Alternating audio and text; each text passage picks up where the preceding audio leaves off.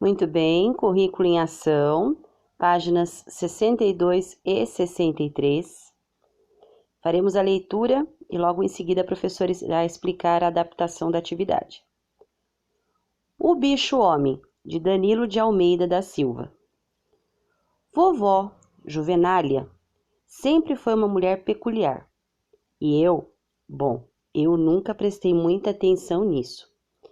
A única coisa que me importava era estar na companhia dela para brincar, cantar e ouvir histórias.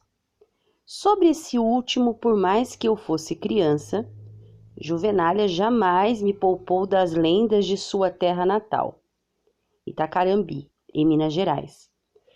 Geralmente, ou melhor, quase sempre, norteadas por acontecimentos sobrenaturais, confusos e inexplicáveis, mas que faziam algum sentido para os mais velhos, inclusive para minha mãe Maria. Em uma dessas ocasiões, tão logo o sol se pôs em uma aquarela de cores quentes, não demorou muito para que a família se reunisse para saborear um delicioso arroz com frango, feijão, mandioca cozida e de sobremesa doce de abóbora, para que no fim restassem somente eu e minha avó, fora da casa, sentados em um banco de cimento batido, observando as estrelas cintilarem no céu, destituído de nuvens, como se de alguma maneira o tempo tivesse parado para nos contemplar. Foi naquele instante que ela tirou suas sandálias e passou a planta dos pés no chão, brincando com as graminhas que saíam dentre os vãos da calçada.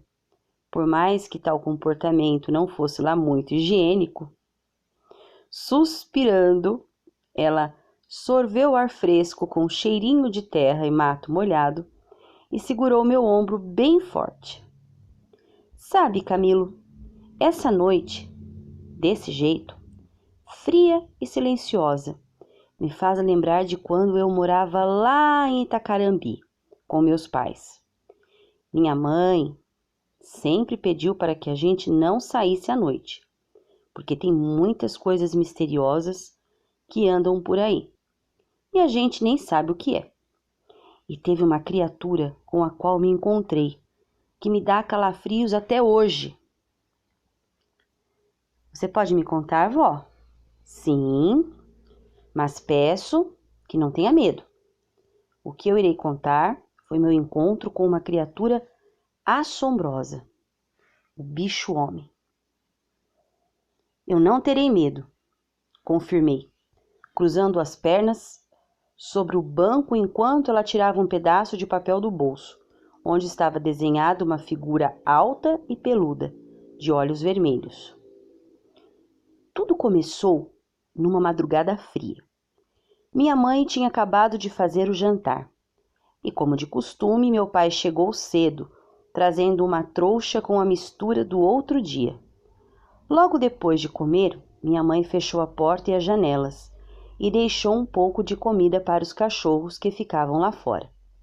Eles eram dois, Tonim e Junim, dois vira-latas, um idoso e o outro mais jovem. Em seguida, cada um foi para o seu quarto e nos deitamos para dormir. Porém, ninguém esperava que aquela noite fosse a mais assombrosa de nossas vidas. Não me contendo de tanta ansiedade, a interrompi imediatamente, sem que ela ao menos pudesse concluir. Por que, vovó, o que houve? Ela respirou profundamente, como se aquela lembrança lhe causasse algum desconforto, mas prosseguiu. Com um estrondo tão alto quanto um trovão, nossa porta foi esmurrada por alguém, fazendo com que parte da dobradiça entortasse. Minha mãe Joana e meu pai João pensaram que fosse um ladrão ou algo do tipo. Mas junto com as batidas um ruído estranho veio da porta, como se alguém estivesse engasgando, emitindo um som gutural e maligno. Num ímpeto, meu pai pegou a peixeira para nos defender, mas minha mãe não deixou que ele abrisse a porta. Em vez disso, nós ficamos em silêncio, até que as batidas parassem, mas logo depois elas recomeçaram, agora nas janelas. Apesar das tentativas de invasão, o que mais trazia angústia era cogitar que algo de ruim acontecesse com nossos cachorros, que ao perceberem a ameaça, não pararam de latir sequer um segundo. Mas meu pai, que era corajoso e não ia deixar que nada de ruim acontecesse com a gente, por isso ele desobedeceu a minha mãe e saiu. Quando a porta estava aberta, mamãe me segurou no colo e pediu para que eu ficasse calada. E como se fôssemos sombras, esgueiramos a parede, quando de repente vimos papai de frente para algo terrivelmente assustador.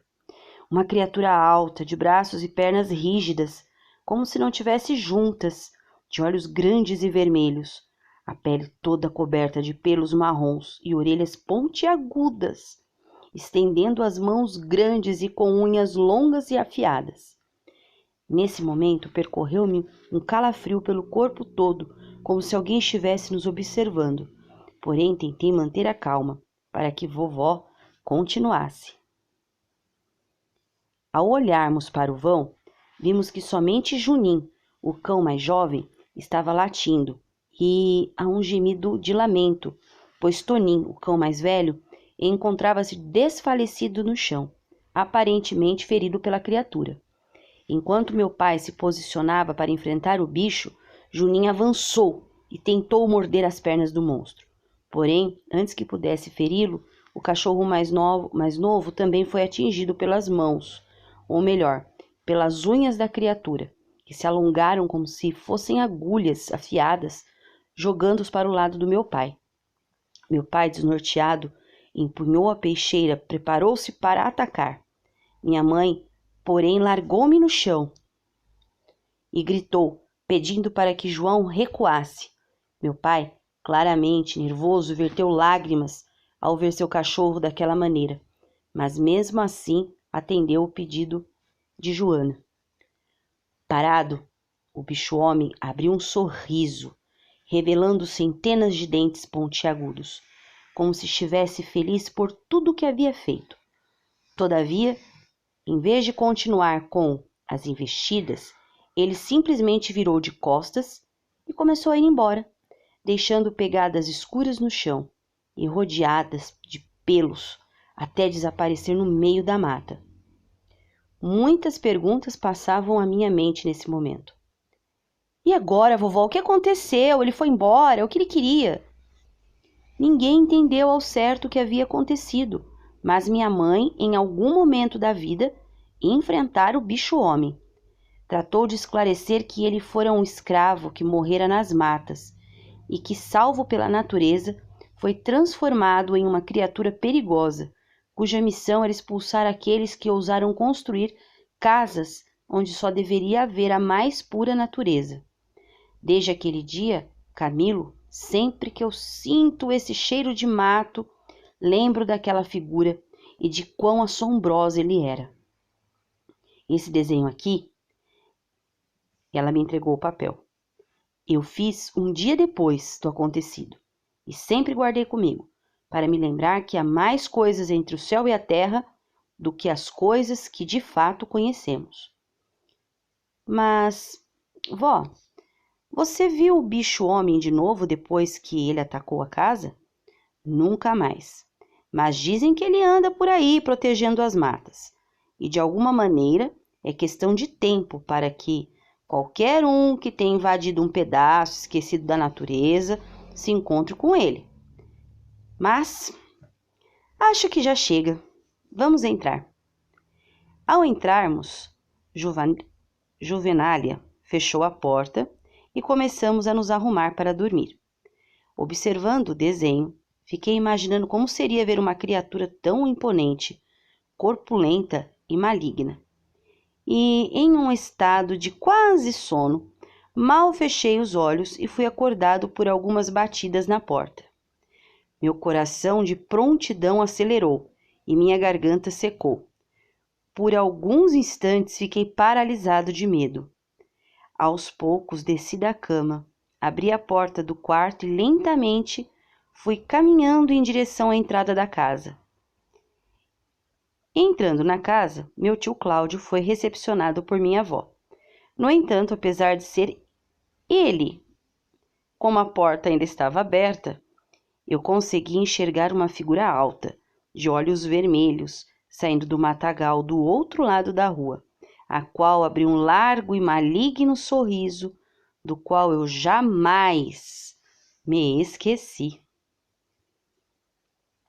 Uau, que história, hein?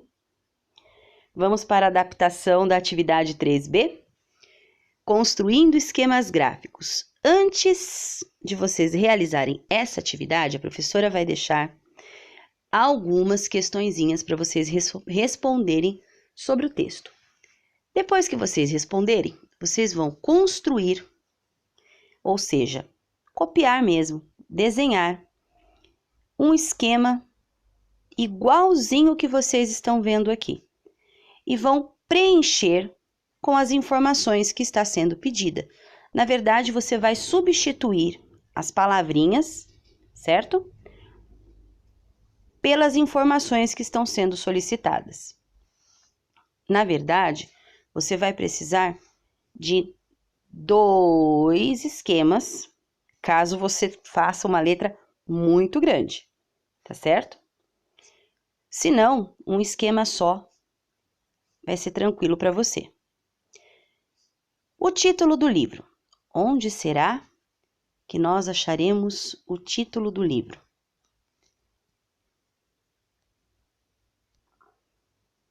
Você pode preencher ali com o nome da história, certo? Na verdade, faremos o seguinte: construa 2 gráficos, ao invés de um. Um gráfico só ficará muito confuso para você. Você vai construir um gráfico para você preencher com as informações do primeiro texto, teimosia, e o segundo gráfico com as informações da história, o bicho-homem, certo? Na linha laranja, vocês estão vendo que está escrito assim, personagem 1. No amarelinho, também é personagem 1. Porém, vamos entender que são os 2 personagens protagonistas da história. Então, no caso da teimosia, quem é o primeiro personagem? No amarelinho, quem é o segundo personagem que também participa ativamente da história? Uma característica de cada personagem. A mesma coisa da história O Bicho-Homem. No verdinho, vocês vão começar a dividir. Então, onde tem enredo, pense. Que tipo de texto que foi lido? Qual é o gênero? Situação inicial. E agora? Qual foi a situação inicial que apareceu lá no texto da teimosia? E no segundo texto, o bicho-homem? Conflito. Qual foi a situação que deixou os personagens em conflito, em uma situação desconfortável? O clímax, o ponto alto da história. Aquele mistério que praticamente está sendo resolvido. E o desfecho, que aí falaremos do final da história.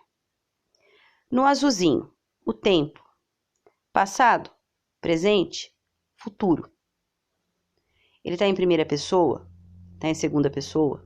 Está em terceira pessoa? O espaço. Onde se passa a história teimosia? E onde se passa a história o bicho-homem? Portanto, vocês irão construir 2 gráficos. Esqueçam esse espaço que tem aqui, porque não será possível você fazer aqui. Provavelmente você vai ocupar uma folha de caderno para cada esquema. Mas é só preencher as respostinhas com muita atenção que você consegue. Mas lembra, a professora vai deixar algumas perguntinhas também sobre a história, ok? Bom trabalho para vocês!